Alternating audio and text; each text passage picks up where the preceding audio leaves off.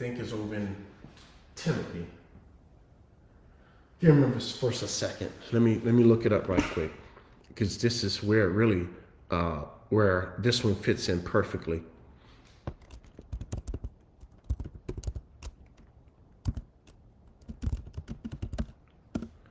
First Timothy chapter 2. Okay. First Timothy chapter 2. Let's go there. Let's go look at that.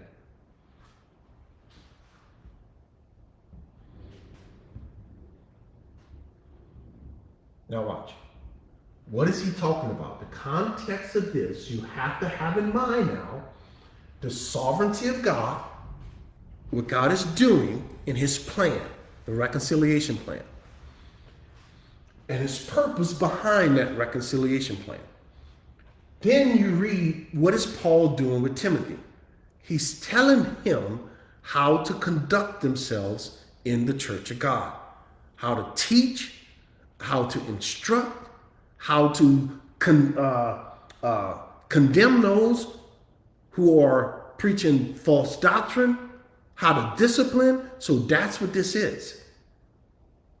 So is it talking about salvation? No. No, it's talking about church discipline, church order, and how a pastor should conduct himself in a church assembly. Therefore, I exhort first that all supplications, prayers, intercessions, and giving of thanks be made for what? All men. Why? Because you have no clue who is going to be saved. There's nothing written across anybody's head, across their chest, that says, God chose me, elect, appointed. None of that mess. So who are we to preach to? You got to preach to everybody. For kings, you know who was ruling when Paul wrote this? One of the most disgusting, despicable, wicked men that had ever come to the throne in Rome. Nero. Go read about that raging homosexual. Kings and all who are in authority. All of them. Why? That we may lead a quiet, peaceable life in all godliness and reverence. So they leave us alone. But they won't leave you alone. Why not? Because they're wicked. And the God that they serve is also wicked. Talking about the devil. So we got to pray for them. For one purpose. What's that? So he can leave us alone so we can preach the gospel. That's it. That's the prayer. You say, well, shouldn't we be praying that they be saved? Listen. Your job is to get the gospel out. God's job is to save. Get the gospel out. Go ye therefore into all the earth and pray people get saved. No, man, that's not the command. The command is you go out in all the earth to do what? Preach the gospel. So why are you worried about the rest? Follow the command. Verse 3.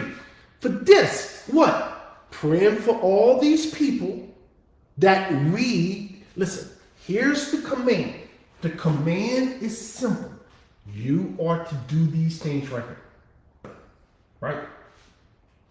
Right here. So we got to pray for all that are in authority, blah, blah, blah. Right? Okay. Here, this is the command.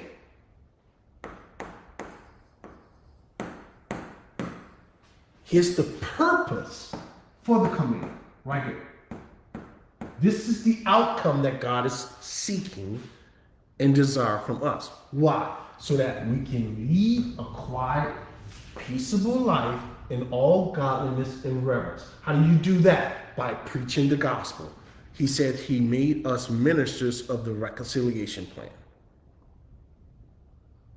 That's what he did. That's over in 2 Corinthians chapter 5. And in 1 Corinthians chapter 1, he tells you this is exactly what you should be doing. All right, verse 3. Now listen to this. Watch. For this is good. What's good?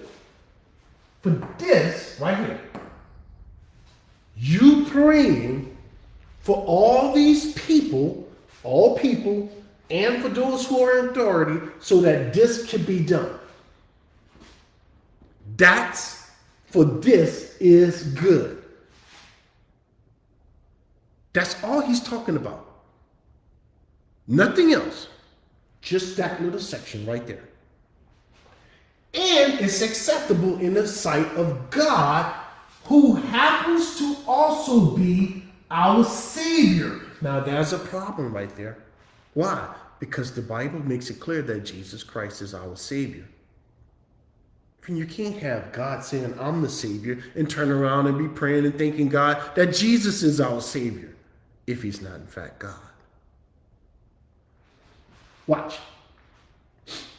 So, verse 1 is connected to verse 2. Verse 2. Okay? Now, verse 3 is pointing back to verse 1.